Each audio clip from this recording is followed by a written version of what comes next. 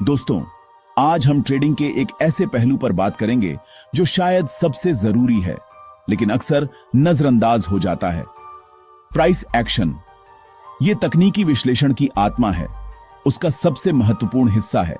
सच तो यह है कि अगर आप प्राइस एक्शन को न समझें तो सफल ट्रेडर बनना मुश्किल हो जाएगा। आप चार्ट्स को देखेंगे लेकिन उन्हें पीआरएच नहीं पाएंगे। आप सिग्नल्स का इंतजार करेंगे लेकिन बाजार की भाषा को कभी समझ नहीं पाएंगे। ये वैसा ही है जैसे आप किसी दूसरे देश में बिना वहां की भाषा जाने बिजनेस करने की कोशिश कर रहे हों। आप इशारों से काम चला सकते हैं लेकिन कभी भी गहरी और सच्ची डील नहीं कर पाएंगे। बहुत से नए ट्रेडर्स इंडिकेटर्स के जाल में फंस जाते हैं। आरएसआई, एमएसीडी, बोलिंजर बैंड्स, ये सब बहुत आकर्षक लगते हैं। रंगीन लाइनें जो हमें बताती हैं कि कब खरीदना है और कब बेचना है।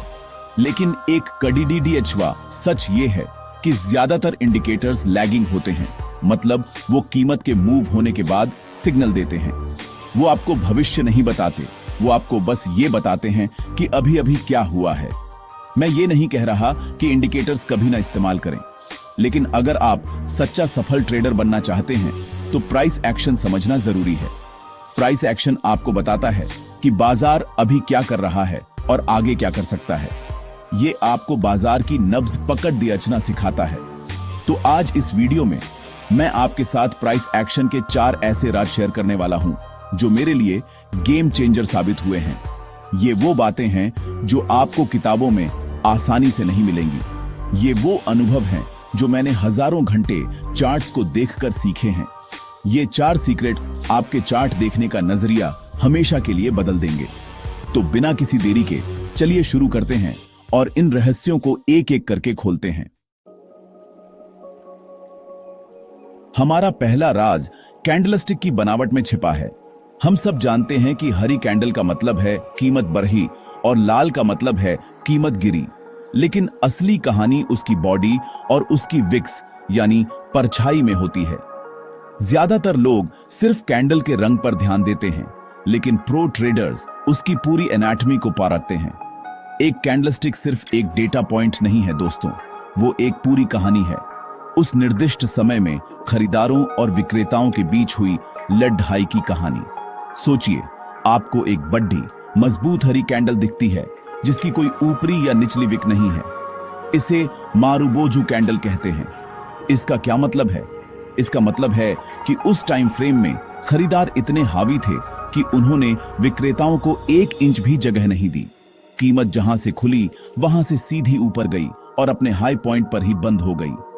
ये सिर्फ एक तेजी का संकेत नहीं है, ये एक चीख चीख कर कह रहा है कि बाजार में बुल्स का कंट्रोल है। अब इस स्थिति को और मजबूत बनाते हैं। कल्पना कीजिए कि यही मजबूत हरी कैंडल एक महत्वपूर्ण सपोर्ट लेवल के ठीक ऊपर बनती है। ये सोने पे सुहागा है। सपोर्ट वो एरिया है जहां से कीमत पहले भी ऊपर उछली थी।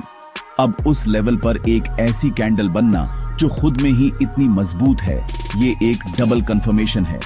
ये संकेत दे रहा है कि न सिर्फ खरीदार वापस आ गए हैं, बल्कि वो पहले से कहीं ज्यादा ताकत के साथ आए हैं। इसके विपरीत एक लंबी ऊपरी विक वाली कैंडल को देखिए। ये बताती है कि खरीदारों ने कीमत को ऊपर ले जाने की कोशिश तो की, लेकिन सत्र के अंत तक विक्रेता हावी हो गए और कीमत को नीचे धकेल दिया। ये कमजोरी का संकेत है, खासकर अगर ये एक रेजिस्टेंस लेवल के पास बन रही हो। ये दिखा रहा है कि ऊपर जाने की हर कोशिश को बेचा जा रहा है। ये छोटी छोटी बातें ही हैं जो बाजार की बड़ी तस्वीर बनाती हैं। तो अगली बार जब आप चार्ट देखें तो सिर्फ कैंडल के रंग को मत देखिए, उसकी बॉडी के साइज को देखिए, उसकी विक्स की लंबाई को देखिए। वो कहां बन रही है, सपोर्ट पर या रेजिस्टेंस पर, इस पर ध्यान दीजिए। हर कैंडल आपको एक कहानी सुना रही है, आपको बस उसे सुनना सीखना है। ये कहानी आपको बताएगी कि ट्रेडर क्या सोच रहे हैं, उनका मूड कैसा है। एक लंबा विक, चाहे ऊपर हो या नीचे, हमेशा अनिश्चितता या रिजेक्शन को दर्शाता है। अगर एक कैंडल की बॉडी छोटी है और दोनों तरफ लंबी विक्स हैं, तो इसे डोजी कहते हैं। ये साफ बताता है कि खरीदार और विक्रेता दोनों में से कोई भी जीत नहीं पाया।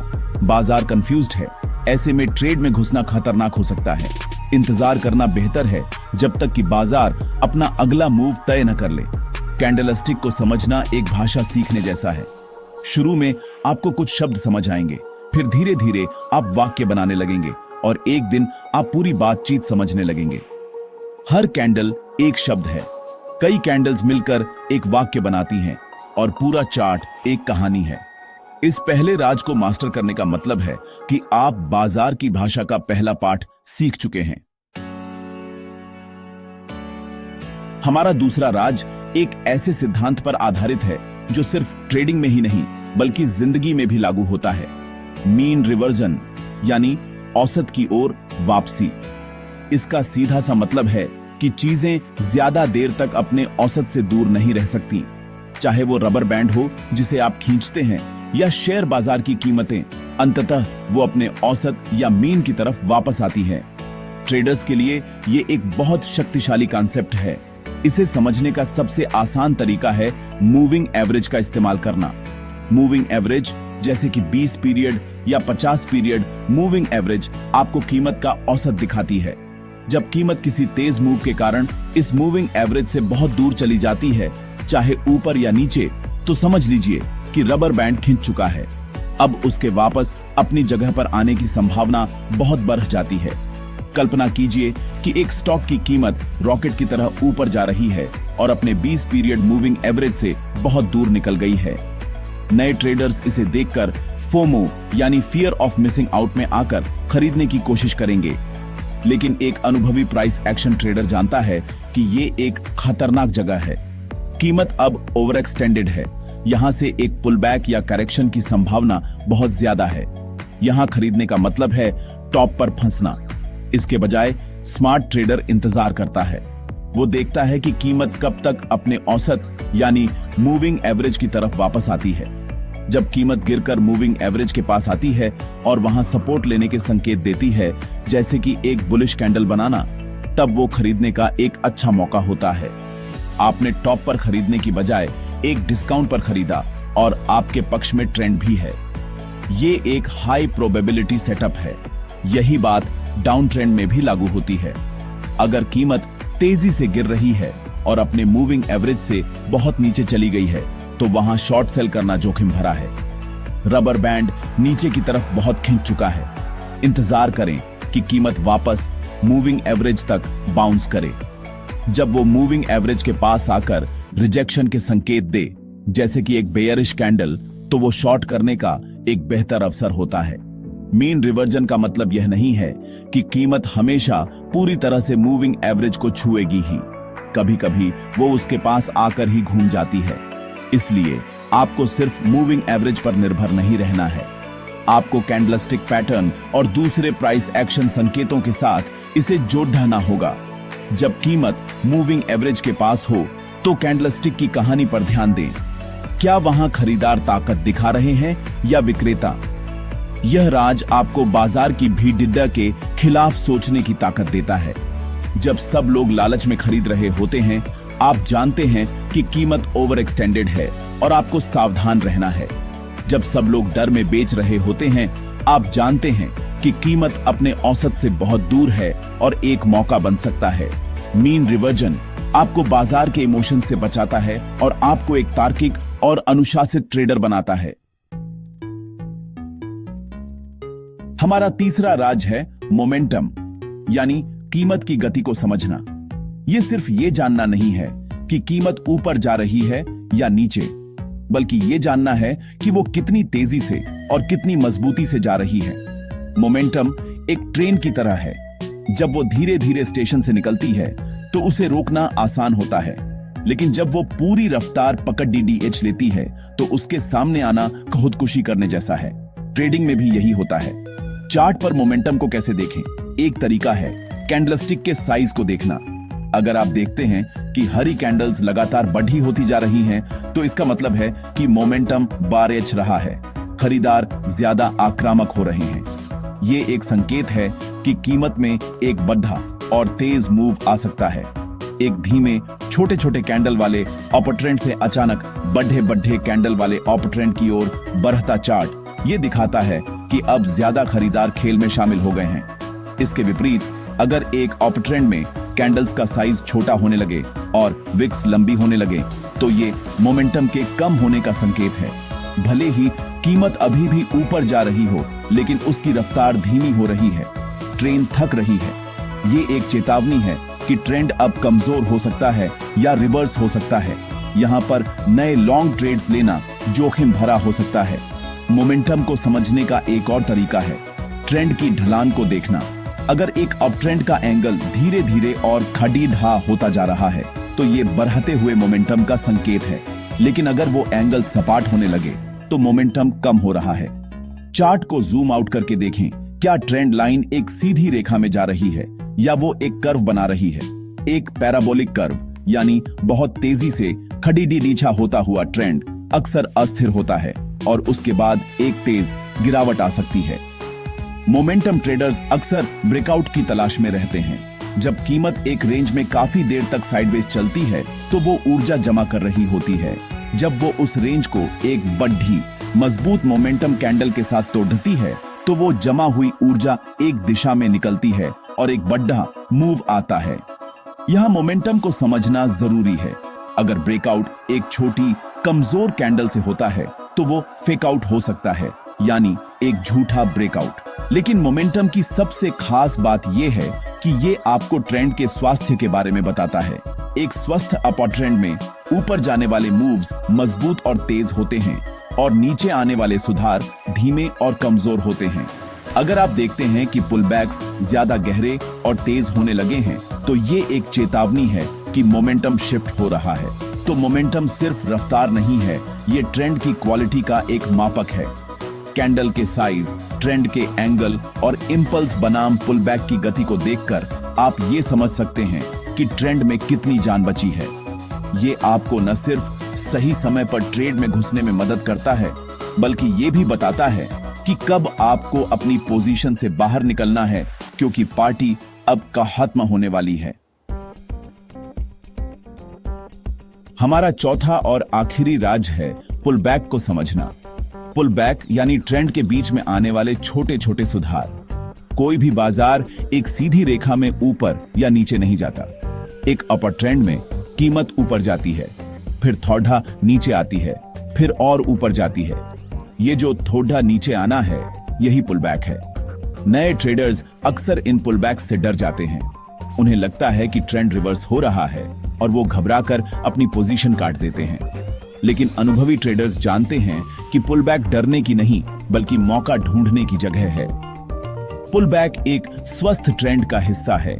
ये बाजार को सांस लेने का मौका देते हैं। ये उन ट्रेडर्स को बाहर निकालते हैं जो कमजोर हाथों वाले हैं और नए ट्रेडर्स को ट्रेंड में शामिल होने का एक बेहतर, कम जोखिम वाला मौका देते हैं। सवाल ये नहीं है कि पुलबैक आएगा या नहीं, सवाल ये है कि पुलबैक कितना गहरा होगा और कहां खत्म होगा। यहीं पर हमारा चौथा राज काम आता है। हमें यह पता लगाना है कि पुलबैक कमजोर है या मजबूत।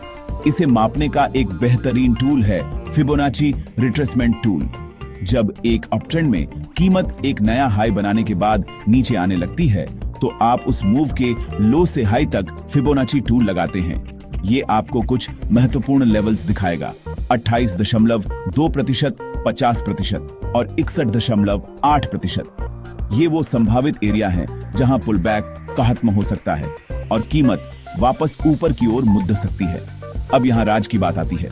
अगर पुलबैक बहुत छोटा है और 28.2% लेवल से ही वापस घूम जाता है तो ये एक कमजोर या शैलो पुलबैक है। इसका मतलब है कि ट्रेंड बहुत मजबूत है, खरीदार इंतजार भी नहीं कर पा रहे हैं और हल्की सी गिरावट पर ही खरीदने के लिए कूद पड्डी डीएच रहे हैं। ये एक बेहद तेजी का संकेत है और यहां से ट्रेंड के जारी रहने की संभावना बहुत ज्यादा है। अगर पुलबैक 50% या 61.8% लेवल तक आता है तो ये एक सामान्य स्वस्थ पुलबैक माना जाता है। ये सबसे आम स्थिति है। इन लेवल्स को गोल्डन जोन भी कहा जाता है। अगर कीमत इस जोन में आकर सपोर्ट लेने के संकेत देती है, जैसे कि एक बुलिश कैंडल बनाना, तो ये ट्रेंड की दिशा में ट्रेड लेने का एक क्लासिक मौका होता है। लेकिन अगर पुलबैक 61.8% लेवल से भी नीचे चला जाता है तो ये एक मजबूत या डीप पुलबैक है। ये एक चेतावनी का संकेत है। ये बताता है कि विक्रेता अब ज्यादा ताकतवर हो रहे हैं और खरीदारों का कंट्रोल कमजोर पर DDDH रहा है। हो सकता है कि ट्रेंड अब रिवर्स होने वाला है या फिर साइडवेज चला जाएगा। ऐसे में ट्रेंड की दिशा में ट्रेड लेना बहुत जोखिम भरा हो जाता है। तो फिबोनाची रिट्रेसमेंट टूल आपको सिर्फ ये नहीं बताता कि पुलबैक कहां रुक सकता है, बल्कि पुलबैक की गहराई को मापकर ये आपको ट्रेंड की असली ताकत के बारे में भी बताता है। एक कमजोर पुलबैक मजबूत ट्रेंड का संकेत है। एक गहरा पुलबैक कमजोर होते ट्रेंड का संकेत है। इस एक जानकारी से आप कई गलत ट्रेड्स लेने से बच सकते हैं और सही मौकों को पहचान सकते हैं।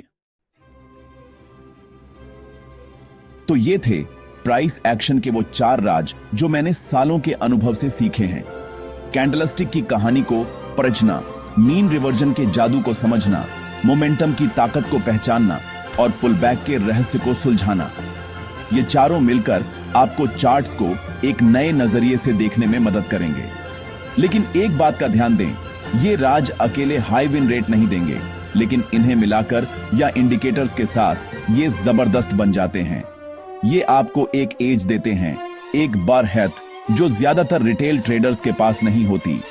मैंने पूरी ईमानदारी से अपने 4 सबसे बड़े राज आपके साथ शेयर किए। बदले में मैं आपसे बस 2 सेकंड चाहता हूं। अगर आपको इस वीडियो से कुछ भी नया सीखने को मिला हो तो प्लीज इस वीडियो को लाइक करें। आपका एक लाइक मुझे बताता है कि मेरी मेहनत सही दिशा में है और मुझे आपके लिए ऐसा ही और भी वैल्यू पैक कंटेंट बनाने के लिए मोटिवेट करता है। ये मेरे लिए बहुत मायने रखता है। और अगर आप इन राज को एक मजबूत ठोस स्ट्रेटजी के साथ जोड़ डालना चाहते हैं तो स्क्रीन पर दिख रहे इस वीडियो को जरूर चेक करें। इसमें मैं अपनी फेवरेट ट्रेडिंग स्ट्रेटजी पर गहराई से बात करता हूं, जिसे आप इन कॉन्सेप्ट्स के साथ इस्तेमाल कर सकते हैं। आज के लिए इतना ही। धन्यवाद इस वीडियो को देखने के लिए और मैं आपसे अगली वीडियो में मिलता हूं।